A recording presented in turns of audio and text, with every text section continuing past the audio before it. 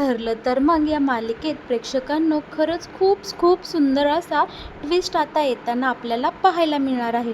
Finally सायलीचा वनवास आता संपून सायलीला तिचे खरे आई वडील भेटणार आहे.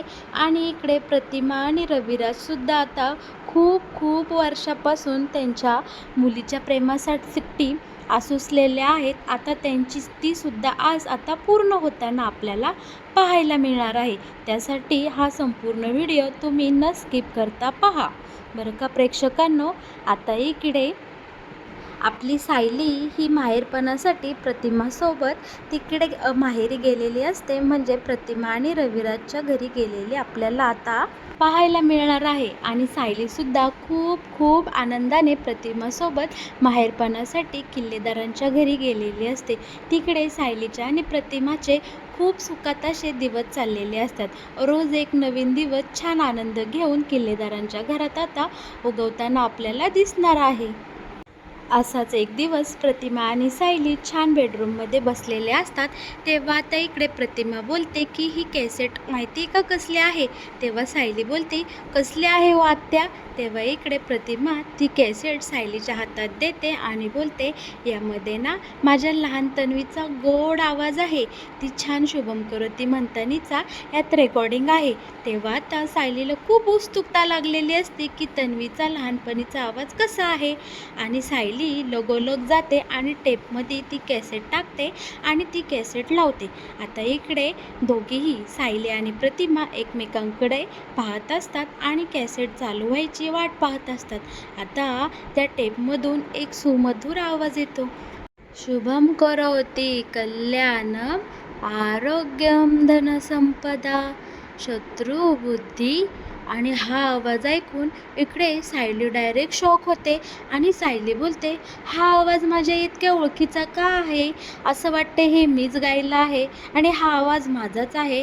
हा माझा आवाज आहे का लहानपणीचा. आणि इकडे आता प्रतिमाला सायली बोलते प्रतिमा आत्या हा आवाज नक्की तन्वीचाच आहे का हो. खरंच तुम्हाला वाटतंय. तुम्ही एकदम खात्रीशीर सांगताय की हा आवाज तन्वीचा आहे.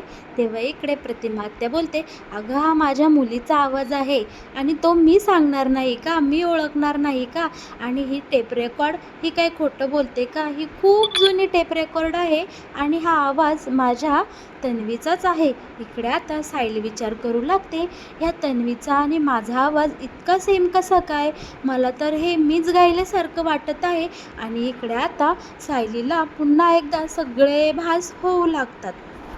पण तितक्यात अर्जुनचा सायलीला कॉल येतो आणि सांगतो की सायली एक गुड न्यूज आहे.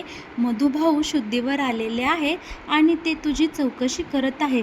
इकडे सायलीचा आनंद गगनात मावेनासा होतो आणि ती लगेच प्रतिमा आत्याला सांगते की आत्या माझे मधुभाऊ शुद्धीवर आले आहे आणि आपल्याला आता ताबडतोब हॉस्पिटलला जावं लागेल. इकडे प्रतिमा आत्यासुद्धा देवाचे आभार मानते आणि बोलते थांब सायली एकटी जाऊ नकोस. मी आणि रविराजसुद्धा तुझ्यासोबत हॉस्पिटलला येतो.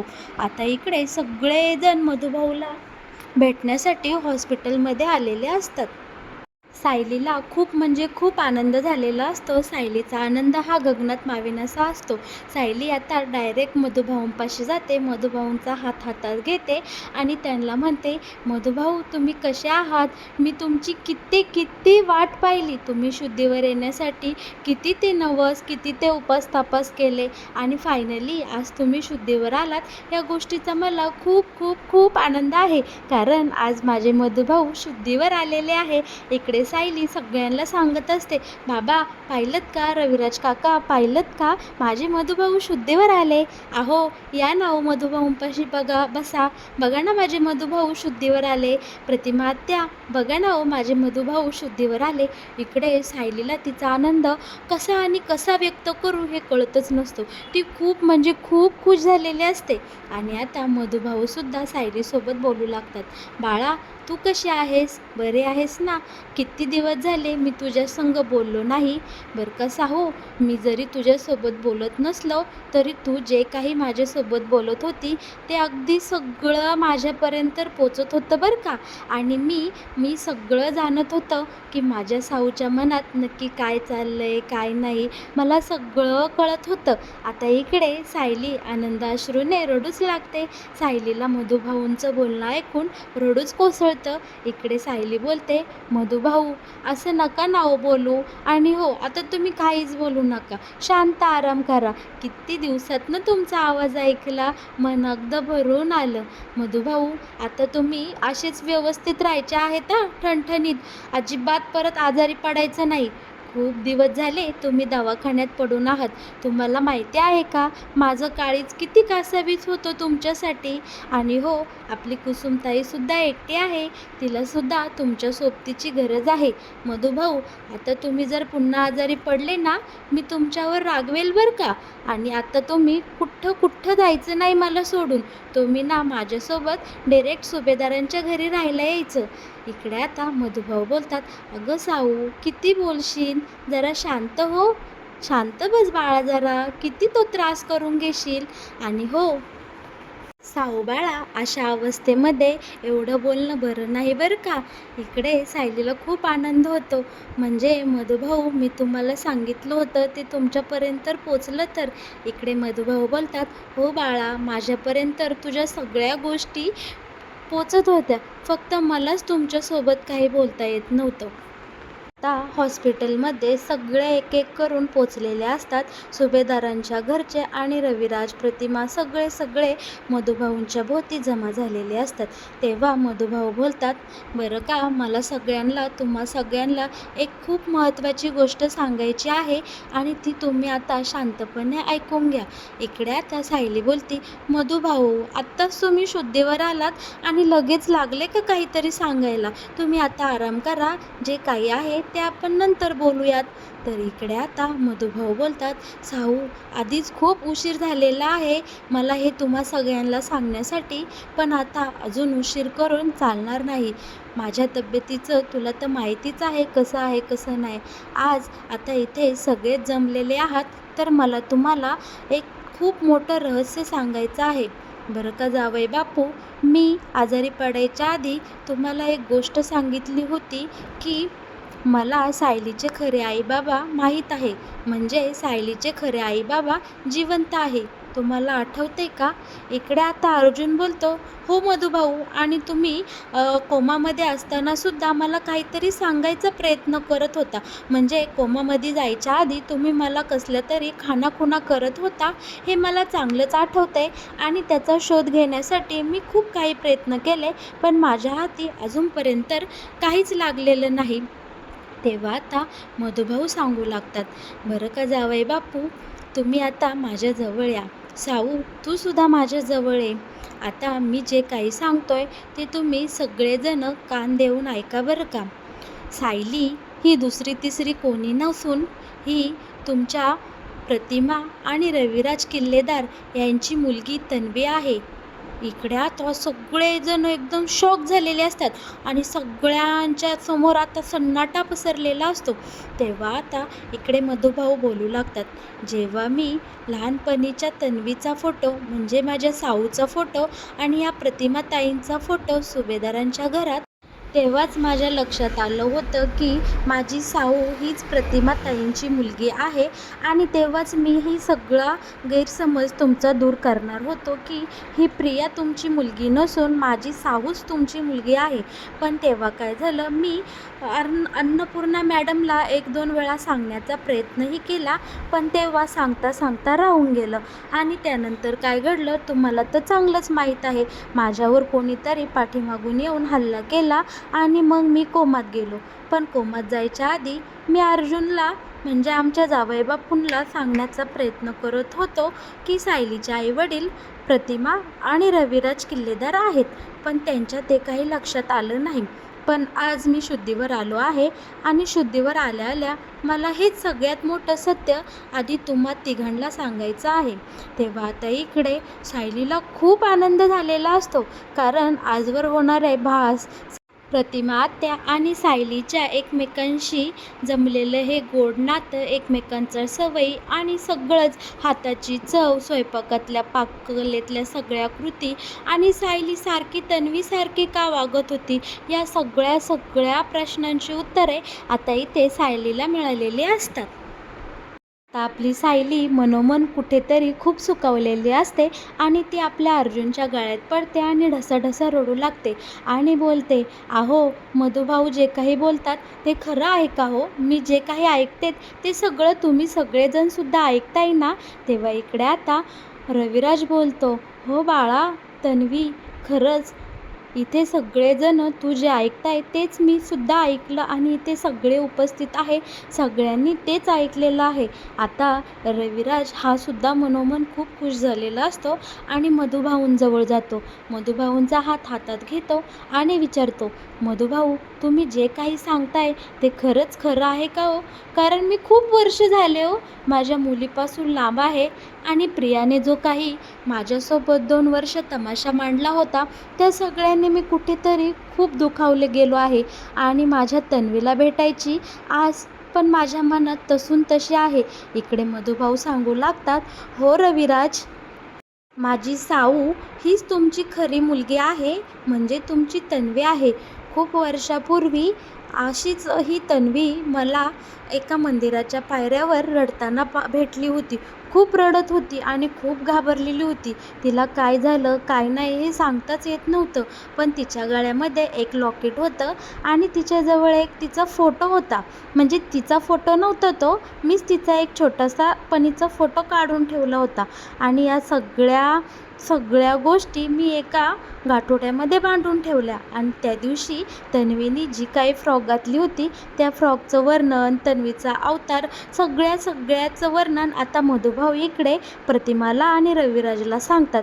इकडे आता या दोघांचीही खात्री पटलेली असते की सायलीच ही खरी त्यांची मुलगी आहे, कारण तन्वीचा आणि इकडे प्रतिमाचा जो काही ब्लड ग्रुप जुळत असतो आणि त्यामुळे सायलीने प्रतिमाला एकदा रक्त दिलेलं असतं. हा सगळ्यात मोठा पॉईंट आता इकडे अश्विनच्या लक्षात येतो आणि डॉक्टर या नात्याने अश्विन इकडे हे सगळं क्लिअर करून टाकतो की हो, प्रतिमा आत्या आणि रविराज काका, कदाचित खरंच सायली हीच तन्वी असू शकते, कारण तन्वीचा आणि म्हणजेच सायलीचा आणि प्रतिमा आत्याचा ब्लड ग्रुपसुद्धा एक आहे. इकडे आता सगळ्यांच्या मनातले सगळे प्रश्न थांबलेले असतात आणि अखेरीस सायली हीच खरी तन्वी आहे या प्रश्नावर आता शिक्कामोर्तब झालेलं असतं आणि इकडे आता रविराज आणि प्रतिमाच्या डोळ्यातले आसू वाहू लागतात. रविराज सायलीला कडकडून मिठी मारतो आणि म्हणतो, बाळा किती वर्ष लावले ग तू माझ्याजवळ यायला आणि तू गेली 2-3 वर्ष झाले माझ्यासमोर आहे, माझ्या सहवासात आहे, पण मला तुला जवळ घेता आलं नाही ग बाळा. आता प्रतिमाच्या डोळ्यातला आनंदसुद्धा ओसंडून वाहू लागलेला असतो. प्रतिमासुद्धा सायलीला जवळ घेते आणि कडकडून मिठी मारते. बोलते, सायली मला कुठंतरी आतून वाटतच होतं ग तूच माझी मुलगी आहे, कारण तुझ्याकडे पाहिलं ना मला तुझ्या तन्वीचा भास होत होता आणि अखेरीस तूच माझी खरी तन्वी निघाली ग. मला आज खूप आनंद झालेला आहे आणि साऊ बाळा सायली, मी आजपासून तुला आता तन्वीच बोलणार बरं का, कारण अखेरीस कितीतरी वर्षानंतर आम्हाला आमची तन्वी मिळाली आहे. इकडे आता सायलीसुद्धा रविराज काकाच्या तोंडाला हात लावते आणि बोलते, बाबा म्हणजे तुम्ही माझे खरे बाबा आहात. आणि इकडे सायलीच्या डोळ्यातना एकदम अश्रू वाहू लागलेले असतात. सायलीच्या सगळ्या भावनांना आता खूप मोठा बांध फुटलेला असतो आणि इकडे आता ती थेट रविराजच्या गळ्यात पडून ढसाढसा रडू लागते. आता सायली बोलू लागते, गेली कित्येक वर्ष मी तुमच्या दोघांची वाट पाहत होते. माझे आईबाबा जिवंत असून मी एक अनाथ मुलीसारखं आयुष्य जगले. मधुभाऊंनी मला कधी आईबापांची कमी भासून दिली नाही, पण मला सतत तुमची आठवण यायची. दुसऱ्यांचे आईवडील पाहिले का मनोमन वाटायचे, माझे आईवडील कसे असतील, माझी आई कशी असती. ती जर माझ्यासोबत असती तर ती माझ्यासोबत कशी वागली असती. आणि इकडे सायली खूप रडू लागते, कधी रविराजच्या गळ्यात पडून तर कधी प्रतिमाच्या गळ्यात पडून. हे तिघेही एकमेकांना कडकडून मिठी मारतात. आणि आता तो क्षण येतो. इकडे मधुभाऊ काय करतात, सायली, रविराज आणि प्रतिमाचा हात हातात घेतात आणि या तिघांचा हात एकमेकांच्या हातात देऊन बोलतात की रविराज आणि प्रतिमाताई, माझं कर्तव्य संपलं. मी तुमची मुलगी तुमच्या स्वाधीन केली आहे. आता माझ्या साऊला जपा, तिची काळजी घ्या. माझी साऊ आता 2 जीवांची आहे. आणि इकडे आता मधुभाऊ म्हणतात, आता माझ्या मनावरचं खूप मोठं ओझं हलकं झालं आहे. साऊ बाळा, आता तुझे खरे आई वडील तुला मिळाले आहे. मला विसरून तर नाही ना जाणार? तुझ्या या मधुभाऊंला तू विसरणार तर नाही ना? आणि इकडे सायलीला मग तर अजूनच रडू येतं. ती मधुभाऊंजवळ जाते आणि म्हणते, मधुभाऊ, तुम्ही तर माझे पहिले आई वडील आहात. तुम्हाला मी कधी कधी विसरणार नाही. आणि तुम्हाला विसरले तर हा देवसुद्धा मला कधीच माफ करणार नाही. आता अखेरीस सायली अर्जुनच्या गळ्यात पडते आणि त्याला घट्ट मिठी मारते आणि ढसाढसा रडते. आहो, अखेरीस मला माझे आईवडील मिळाले. आणि हो, माझे आईवडील दुसरे तिसरे कोणी नसून प्रतिमा आत्या आणि रविराज काका आहे. तेव्हा अर्जुन बोलतो, सायली, रडू नकोस आता. आणि प्रतिमा आत्या आणि रविराज काका नाही बोलायचं, हा आई बाबा बोलायचं. आता सगळेजण सुभेदारांच्या घरी परततात आणि सुभेदारांच्या घरात तर एक नवं चैतन्यच आलेलं असतं. घडला सगळा प्रकार इकडे आता पूर्णाजीला सांगतात. आणि पूर्णाजीला तो खूप आनंद झालेला असतो, कारण तिची लाडकी तन्वी अखेरीस पूर्णाजीला मिळालेली असते. सगळ्यांच्या चेहऱ्यावर एक समाधान आणि एक सुखाचं हसू असतं. तर मग प्रेक्षकांनो, कसा वाटतंय तुम्हाला हा? ठरलं तर मग या मालिकेत येणारा नवीन ट्विस्ट, तुम्हाला हा ट्विस्ट पाहायला आवडेल ना?